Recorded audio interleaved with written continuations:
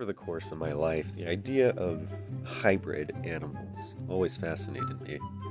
The idea of creating an entirely new animal by breeding two different animals sounded awesome. Unfortunately, my imagination can only go so far, as not all animals are sexually compatible with each other. Pre-zygotic reproductive barriers make sure of that. For example, as a kid, I always thought you could legitimately make a real-life unicorn by simply breeding a horse with a narwhal. The horse part of the unicorn also coming from the horse, and the horn on top of the head coming from the DNA that codes for a horn growing on a narwhal's head. But the reason that can't happen is due to a prezygotic reproductive barrier known as Gametic Incompatibility. Essentially, a horse and a narwhal are just too farly unrelated in order for their gametes to be able to be compatible with each other and create a hybrid animal. Maybe that's for the better, so that a mad scientist can't play God and just spawn whatever kind of animal they want by breeding together two different animals. So maybe that's for the better. Another problem is that there are also post-zygotic reproductive barriers that affect a hybrid's population size.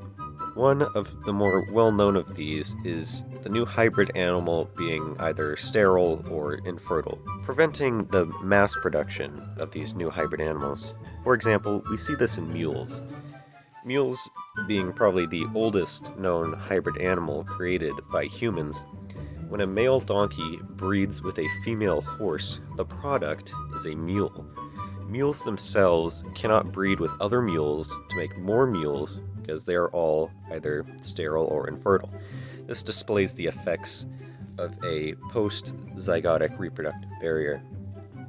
Now, where this information could be used in the real world is the fact that hybrid animals are especially common in, say, the farming industry, and they can also be of great utility in the farming industry. For example, the whole point of a mule is to combine the leg strength or rideability of a horse and combine it with the carrying capacity of a donkey.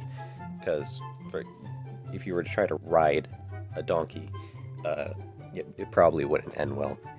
You'd probably end up hurting the thing.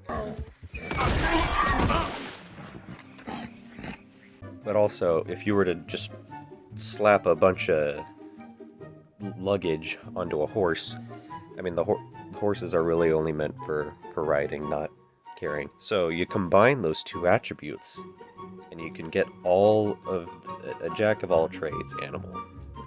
Another animal that we see this in is what's called a beefalo, where it is a cross between a buffalo and a cow.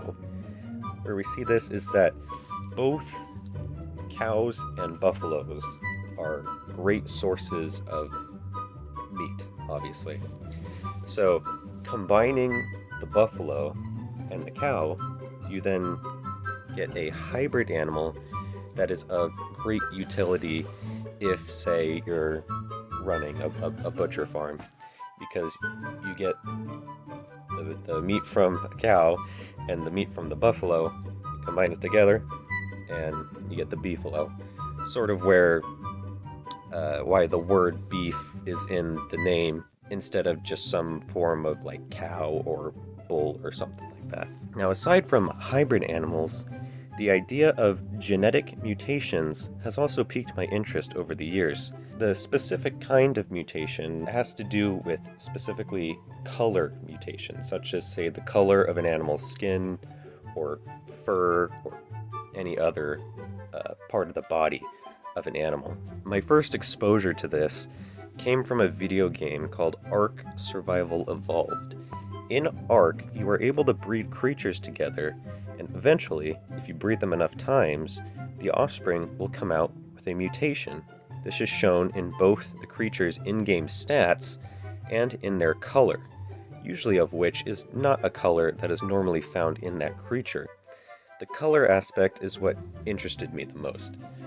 Take the T-Rex, for example. With enough breeding, you could take a T-Rex that has the phenotype for, say, a normal black scales, to a T-Rex that has the phenotype for, let's say, blue scales, which you would probably never find in the real world. Surprisingly, a mutation of this caliber is very possible in real life. We see this in a blue lobster and white tiger. These animals have undergone a complete change in their color due to a genetic mutation. There are other color mutations that cause the animal to be one color on one side and another color on the other side. The possibilities are truly endless. Now, how would I teach this to others? Well, I would probably use something like this. I found that I am able to learn very easily from educational videos that are short to the point. Maybe it has something to do with the flashy animations that grab my attention, causing me to look at certain thing, which in turn causes me to take in said information. That's all, folks.